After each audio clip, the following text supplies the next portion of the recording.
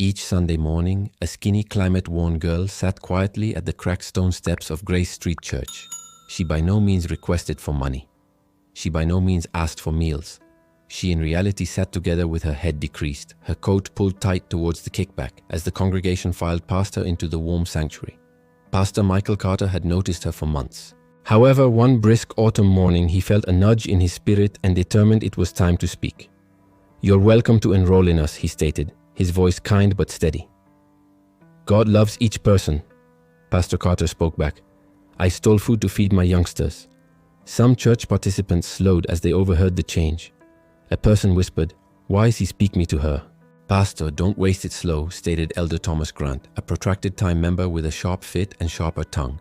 "A few human beings are beyond saving." The girl flinched at the words and began to upward push, her shoulders trembling as if bracing for some other door slammed in her face. "Wait," Pastor Carter said softly. "Feed your children. God provides through human beings," he stated, smiling in a way that carried both electricity and tenderness. "However, I'm no person special," she whispered.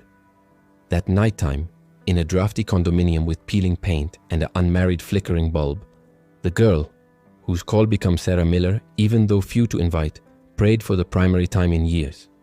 The following morning, she discovered an envelope tucked beneath her door. Inside, changed into a neatly folded letter on church stationery. "We need a person who understands grace. Full-time function as church cleanser."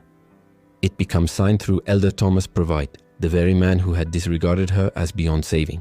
Unknown to Sarah, he had been watching from his window throughout the street while Pastor Carter presented his watch, and something in that moment unsettled his coronary heart. Sarah regularly occurring the job, stepping into the modest rental the church provided. A long time later, the female once judged unworthy stood at the front of the identical sanctuary as director of outreach, her voice clear and constant as she welcomed a room full of human beings society had nearly forgotten. Runaways improving addicts, weary unmarried mother and father. "I realize what it appears like to suppose you're beyond love," she advised them, her eyes shining.